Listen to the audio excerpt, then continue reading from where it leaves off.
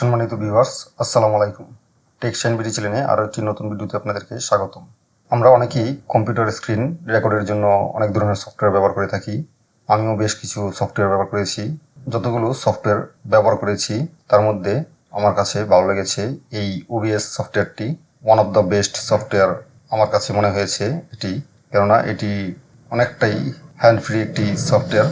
এই screen recorder সফটওয়্যারটির যেই feature রয়েছে আমার কাছে খুব ভালো লেগেছে, সেই সাথে তার ফুটেজ কোয়ালিটি যথেষ্ট ভালো লেগেছে। এমনকি এই ফুটেজটি যে কোনো ভিডিও এডিটিং সফটওয়্যারে নিয়ে আপনার এটি কাজ করা যায়। এই সফটওয়্যারটি পেতে আপনারা যে কোনো একটি ব্রাউজারে গিয়ে সার্চ করবেন ওবিএস লিখে, তাহলে আপনারা পেয়ে যাবেন ওবিএস সফটওয়্যারটি। আর যদি আপনারা সঠিক লিঙ্কটি না পান তাহলে আমার ভিডিওর কমেন্ট বক্সে কমেন্ট করুন, তাহলে আপনাদেরকে আমি তার লিঙ্কটি দিয়ে দিব। সেখান থেকে চাইলে আপনারা এই সফটওয়্যারটি ডাউনলোড করে ব্যবহার করতে পারেন। আর এই সফটওয়্যারটি সম্পূর্ণ একটি ফ্রি ভার্সন সফটওয়্যার। চলুন দেরি না করে দেখে নেই আমাদের এই সফটওয়্যারটি কীভাবে ইনস্টল করতে হয়। ইনস্টল করার প্রক্রিয়াটি খুবই সহজ একটি প্রক্রিয়া।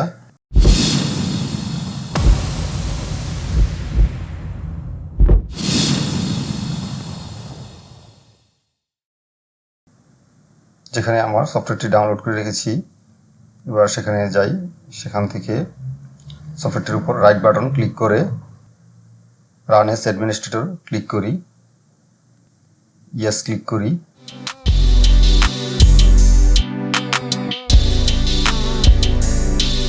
এবার নেক্সট ক্লিক করি।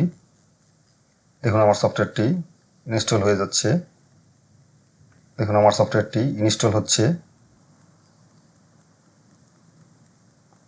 আমার সফটওয়্যারটি ইনস্টল হয়ে গিয়েছে। দেখুন এখানে লেখা রয়েছে লঞ্চ ওবিএস স্টুডিও। আমি যদি সরাসরি এখান থেকে ওপেন করতে চাই তাহলে এই টিক মার্কটি রেখে আমি ফিনিশ ক্লিক করব, তাহলে আমার সফটওয়্যারটি সরাসরি ওপেন হয়ে যাবে। দেখুন এখানে আমাকে একটি মেসেজ দিয়েছে যে সফটওয়্যারটি আপডেট করার জন্য। সো আমি এখন এই সফটওয়্যারটি আপডেট করব, যে আপডেট ভার্সনটি রয়েছে, তাহলে আমি এখন আপডেটে ক্লিক করব, ইয়েস ক্লিক করি। এখন আমার সফটওয়্যারটি আপডেট হয়ে ইনস্টল হচ্ছে। আর আরেকটা কথা না বললেই নয়, আমার এখানে প্রচুর নয়েজ রয়েছে, তাই আমার ভিডিওটি ক্ষমা সুন্দর দৃষ্টিতে দেখবেন। কেননা আমার যে রুমটি এটি একটি মেইন রোডের পাশে।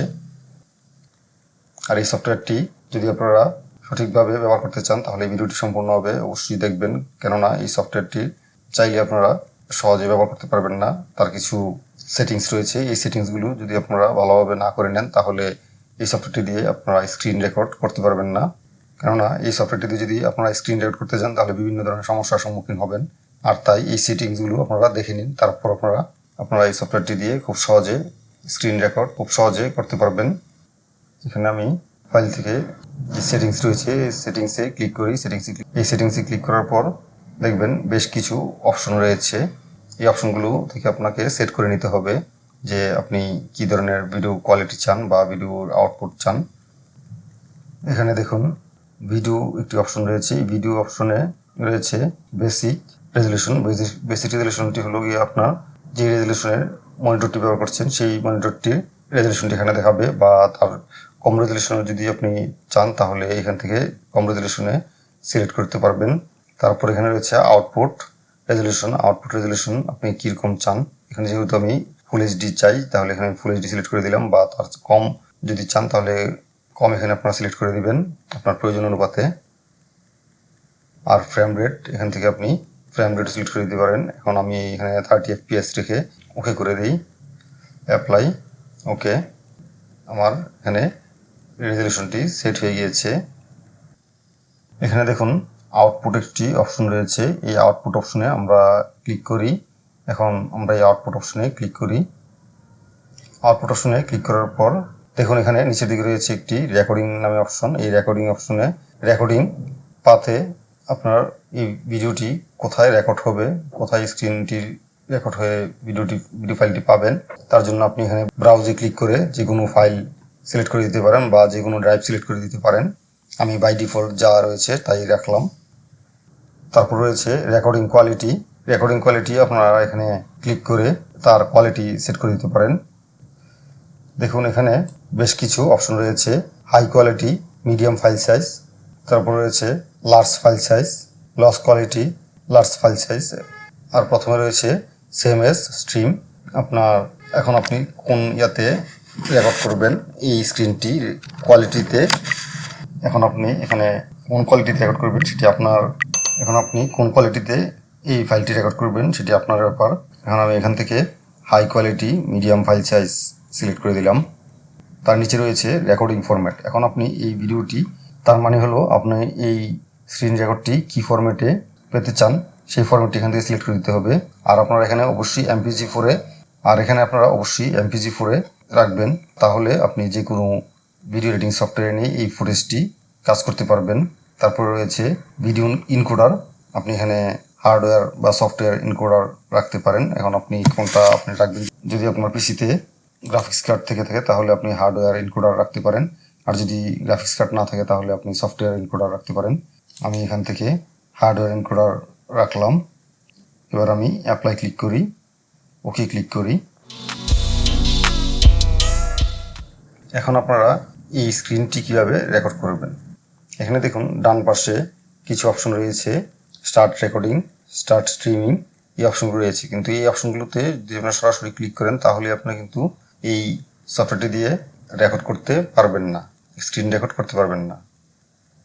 তার আগে কিছু সেটিংস করতে হবে, তারপর আপনাকে এখানে স্টার্ট রেকর্ডিংয়ে ক্লিক করলে আপনার স্ক্রিনটি রেকর্ড শুরু হবে। এখানে দেখুন একটি সোর্স নামে অপশন রয়েছে, এই সোর্সের উপর মাউসের রাইট বাটন ক্লিক করে অ্যাড ক্লিক করি।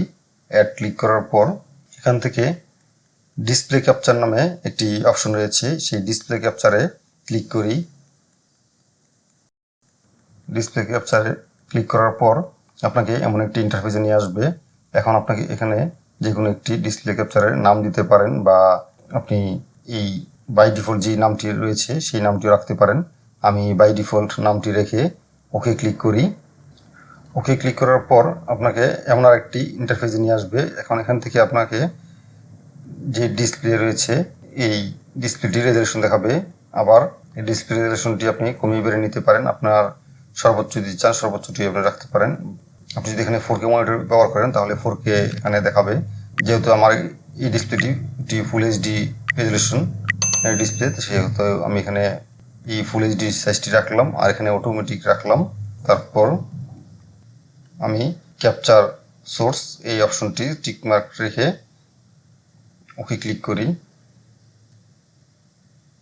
ওকে ক্লিক করার পর এখানে দেখুন যেই রেড কালারের বর্ডারটি রয়েছে, এই রেড কালারের বর্ডারটি তার মানে বোঝাচ্ছে যে আমি কতটুকু স্ক্রিন জুড়ে আমি রেকর্ড করতে পারবো। এই চাইলে আপনারা এই যে রেড কালারের বর্ডারটি রয়েছে তা আপনি ম্যানুয়ালিও ছোটো বড় করে নিতে পারবেন। যেহেতু আমি ফুল স্ক্রিন রেকর্ড করতে চাচ্ছি, সো আমি এখানে ফুল স্ক্রিন দিয়ে রেখেছি বর্ডারটি। এই অবস্থায় আমরা এখানে স্টার্ট রেকর্ডিংয়ে ক্লিক করি। স্টার্ট রেকর্ডিং ক্লিক করার সাথে সাথে আমাদের এই স্ক্রিনটি রেকর্ড শুরু হয়ে যাবে। দেখুন আমার স্ক্রিনটি অলরেডি রেকর্ড শুরু হয়ে গেছে। যদি আপনারা এই সফটওয়্যারটির আরও বিস্তারিত কিছু ফাংশন জানতে চান, অপশন সম্পর্কে জানতে চান, তাহলে আমার ভিডিওতে কমেন্ট করুন, তাহলে আপনাদেরকে আরও ডিটেলস তুলে ধরার চেষ্টা করব অন্য একটি ভিডিওতে। এইভাবে আপনারা এই সফটওয়্যারটি দিয়ে ভিডিও রেকর্ড করতে পারবেন। এই ছিল আমাদের আজকের ভিডিওতে। যদি আমার ভিডিওটি ভালো লেগে থাকে তাহলে আমার ভিডিওটিতে একটি লাইক কমেন্ট শেয়ার করতে ভুলবেন না। আর যদি আমার ভিডিওটি ভালো না লাগে থাকে তাহলে ভিডিওটিতে অবশ্যই একটি ডিসলাইক দিয়ে চ্যানেল থেকে বের হয়ে যাবেন। এমন নিত্য নতুন ভিডিও পেতে চ্যানেলটি এখনই সাবস্ক্রাইব করে পাশে থাকা নোটিফিকেশন বেল আইকনটি প্রেস করে আমাদের সঙ্গে থাকুন। শীঘ্রই দেখা হবে নতুন কোনো ভিডিও নিয়ে আপনাদের মাঝে। সেই পর্যন্ত ভালো থাকুন, সুস্থ থাকুন, সেই কামনায় আজকের মতো এখানে বিদায় নিচ্ছি। আল্লাহ হাফেজ।